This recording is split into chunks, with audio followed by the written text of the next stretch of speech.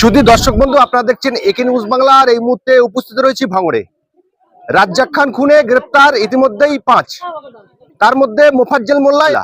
এই মোফাজ্জল মোল্লা এবং মোবারক মোল্লা এরা কিন্তু প্রফেশনাল কিলার, এটা নওশাদ সিদ্দিকী বলেছে। সেইটা কতটা সত্য আমরা গ্রাউন্ড রিপোর্টে এসেছি ভাঙড়ে। এই মোফাজ্জল মোল্লা এবং মোবারক মোল্লা ভাঙড়ে যে বহু মায়ের কোল খালি করেছে। আমার পাশে দাঁড়িয়ে রয়েছে বোন, তার বাবা সিপিএম করতো, তখন আরাপুলের রমরমা বাজার। এনার বাবাকে হত্যা করে ভাঙড় মেলার মাঠে হত্যা করার পরে সেই মামলা কোন রকম কোনো নিষ্কৃত হয়নি, উল্টে এনাদের বিরুদ্ধে মামলা করে দিয়েছে এই মোফাজ্জল মোল্লা, মোবারক মোল্লা। কতটা প্রভাবশালী এবং কতটা খাতারনাক মানুষ আপনারা বুঝতে পারছেন। আজকে রেজ্জাক খান খুন হয়েছে, তার জন্য কিন্তু তিনি গ্রেফতার হয়েছে। শুধু রেজ্জাক খান নয়, আরো বহু মানুষের খুন করেছে এই মোফাজ্জল মোল্লা এবং মোবারক মোল্লা। আমরা সূত্র মারফত খবর পেয়েছি এই ভাঙড় অঞ্চলে চালতাবেড়িয়া এই অঞ্চলটা পুরো দাপিয়ে বেড়ায় তারা, প্রকাশ্য তারা মানুষ হুমকি দেয়। এই বোনের বাবাকে খুন করে দিয়েছে, আজ পর্যন্ত আর বিচার হয়নি। এই বিচার ব্যবস্থা না পাওয়ার জন্যই কিন্তু অপরাধীরা এত হিংস্র হয়ে উঠছে। আমরা মানুষকে মারবো, আমরা শ্লীলতাহানি করব, আমরা মানুষকে খুন করব, কোনো বিচার হবে না, আমাদের বিরোধিতা কেউ করবে না, এই সাহস নিয়ে কিন্তু তারা এগিয়ে চলেছে। তার ফল কিন্তু আমরা দেখতে পাচ্ছি রাজ্যে আজ 3-4 দিনের মধ্যে 3 থেকে 4 জায়গায় তৃণমূলের লোককে মেরে দিয়েছে। অন্যতম আমাদের ভাঙড়ের রাজ্জাক মোল্লা। আমরা বিস্তার কথা বলে নেবো এই ভাঙড়ে যারা আজকে বাড়ি বেরিয়েছে তাদের সঙ্গে কথা বলে নেবো, এই বোনের সঙ্গে কথা বলে নেবো যার বাবাকে এই মোফাজ্জল মোল্লা নৃশংসভাবে ভাঙড় মেলা মাঠে খুন করেছে।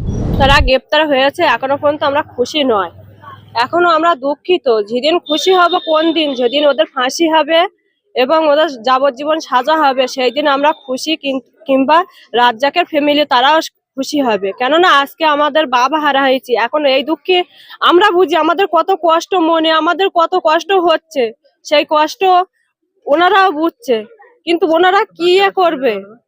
ওনারা শুধু মানুষকে মারতে জানে, আর কিছুই জানে না। আপনার বাবাকে আর খালুকে এই মোফাজ্জল এনারা মেরেছিল কেন, কি উদ্দেশ্যে? কোনো জমি জায়গার সমস্যা না, আমার বাবা সিপিএম করতো, আমার খালু ওই সিপিএম করতো, তার জন্য যদি ওদের পথে আমার বাবা গরিব মানুষের সাহায্য করতো, ওরা তো সেটা চায় না, মানুষের ভালোটা ওরা চায় না। তো তার জন্য রাগ যে তুই মানুষের ভালো করে এতটা ভালো হচ্ছিস মানুষের কাছে, আর আমরা ভালো হতে পারিনি, ওরা আগে সরাতে হবে বলে তার জন্য আমার বাবাকে সরিয়ে দিয়েছে। মামলা হয়েছিল, কেস চলেছিল ওর নামে? মামলা ওর নামে হয়নি, ওরাই কেস করেছিল, ওরা মেরেছে, ওরাই কেস করেছে, দুজন ভালো ছেলের নামে কেস করেছিল। বললো আপনার বাবা আর ওরা হ্যাঁ, ওদের তখন জোর ছিল, টিএমসি পার্টি তখন প্রথম উঠেছে, ওদের হাতে পুরো ক্ষমতাটা। হ্যাঁ, আরাবুল তখন সয় ছিল, ওদের পুরো ক্ষমতা। তখন আমাদের হুমকি দিয়েছিল যে তোরা রাজসাক্ষী হয়ে না, রাজসাক্ষী হলে তোদের বিপদ আছে। তার জন্য আমার কোনো ভাই নেই তো, আমার বাবার আমরা দুই বোন, আমাদের ফ্যামিলি আর কেউ নেই। এখন তো সময় আছে, এখন আপনারা মামলা করুন। এখন আমরা করব, কেন করব না? ভাইজান আমাদের সাহস দিয়েছে, আমরা অবশ্যই করব। ভাইজান আমাদের পাশে থাকলে আমরা এগিয়ে যাব, এখনো অনেক দূর এগিয়ে যাব। আরো চাবো যে ওদের শাস্তি হোক, কিভাবে ওদের ফাঁসি হবে, কিভাবে ওদের যাবজ্জীবন জেল হবে, এইটাই চাই। কেননা ওরা ফাঁকায় বাইরে বার হলে মানে আরো বাচ্চার এতিম হতে হবে আমাদের মতন করে, আমাদের যেরকম কোল শূন্য হয়েছে আরো অনেক বাচ্চার হতে হবে। কে মেরেছিল আপনার বাবাকে? মোবাজ্জল মেরেছিল, মোবা মেরেছিল, দুই ভাই মেরেছিল। কোথায় মেরেছিল? মেলা ময়দানে। আরো সঙ্গী ছিল, আশেপাশে ছিল, কিন্তু ওরা স্পটে ছিল। দিনের বেলা না রাত্রে 7:35 মেরেছিল। আর কারা কারা ছিল ওখানে, তারা খবর পেয়েছে না? কারা কারা ছিল ওদের এইসব দলে, ওদের ধরলে ওরা বলে দেবে। কত সালে এটা? 2009 সালে মেরেছিল। কোনো মামলা মোকদ্দমা কিছু হয়নি? কিছু হয়নি, ওরাই মামলা করেছিল দুটো ভালো ছেলের নামে, তারা কিছু পাশে ছিল, তারা কিছু করেনি। আপনার বাবাকে পোস্টমর্টম করে সব করা হয়েছিল? হ্যাঁ, সবই করা হয়েছিল, থানায় এখনো সবকিছু আছে। তো আপনি নতুন করে মামলা করবেন বলে ভাবছেন? মামলা করব মানে অবশ্যই করব। হ্যাঁ, ভাইজান আমাদের পাশে আমার সাহস দিয়েছে যে 70% এগিয়ে যাও, আমি তোমাদের পাশে আছি। অবশ্যই করব, ভাইজানের কথা শুনে আমরা এগিয়ে যাব, কেননা এখন সাহস পাচ্ছি মানে এখন আমরা এগিয়ে যাব। আমরা ওদের গ্রেফতার হওয়ার সঙ্গে আমরা এখনো দুঃখিত আছি। আমরা জানা অবিলম্বে ওই শয়তানদের ফাঁসি চাই, যাবজ্জীবন জেল চাই। ওই শয়তান বাড়ি আসলে যে কত মায়ের কোল খাওয়ানি ছাড়া করবে, তারা কত এতিম হয়ে ঘুরে বেড়াবে, আমরা এইটা কোনোদিন চাই না। আমরা খুশি হব কবে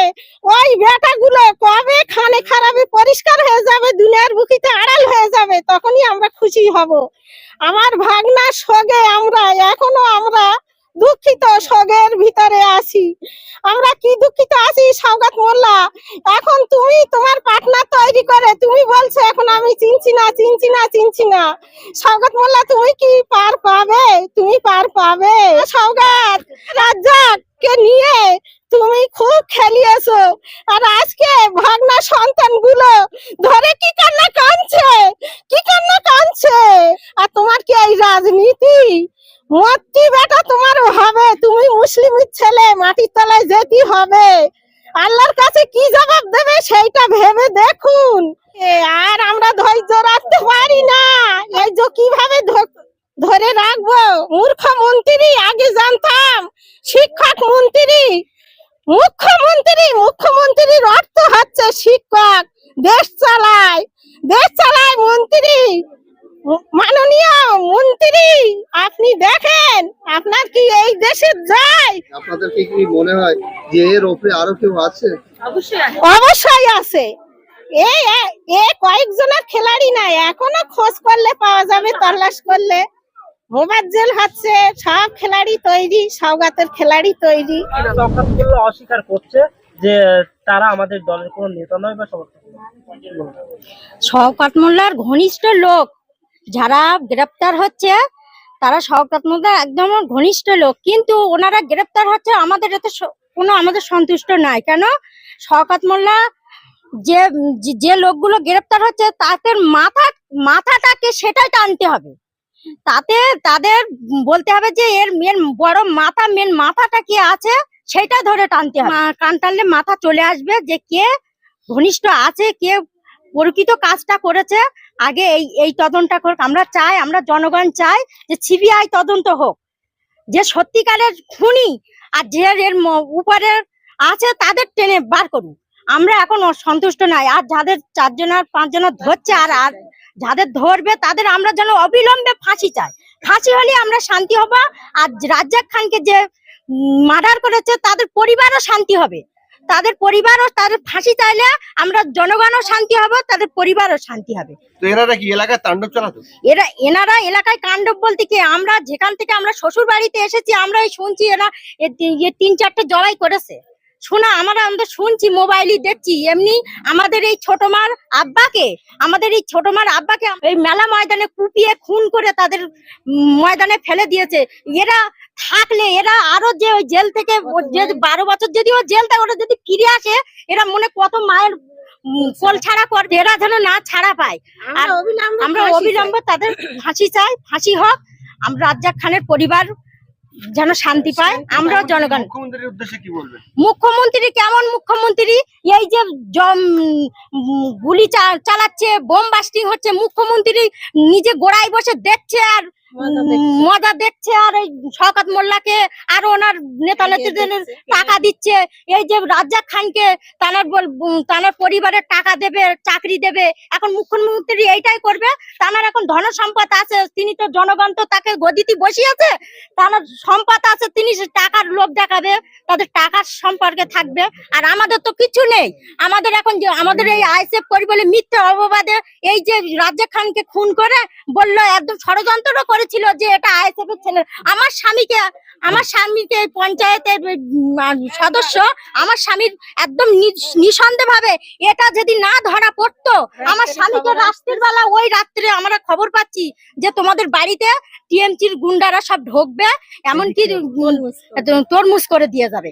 এটা যদি না এই প্রমাণ এখনো ভালো বিঘে এর মাথাটাকে আছে না টানলে আমরা এখনো আমাদের গ্রামে আমরা শান্তি পাচ্ছি না। কিন্তু মাথা ধরে কান ধরে টানলে মাথা চলে আসবে।